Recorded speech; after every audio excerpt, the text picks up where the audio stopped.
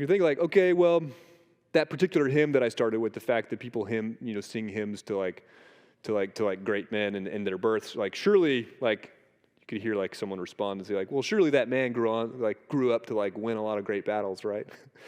Except no, actually he just became like an itinerant teacher of the Torah and told people to repent. And then yes, he healed a lot of folks. But people thought actually that he was possessed. Well, surely like his own people really loved him. And like, actually, no, his own family tried to arrest him because they thought he was going crazy. And then you might think, okay, well, at least he amassed a lot of followers. Surely they all stuck with him. And you're like, well, actually, famously, no, they all abandoned him. One guy even said, Jesus, I'll never abandon you. And then abandoned him like an hour later. And then one of his other guys handed him over. You might think, well, okay, well, once he was arrested, maybe he really gave it to those guys. You're like, nope, they crucified him. They killed him. They put him to death.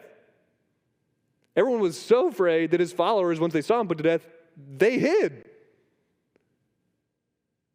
They hid because they were afraid that what was going to happen to them was, what happened to Christ was going to happen to them.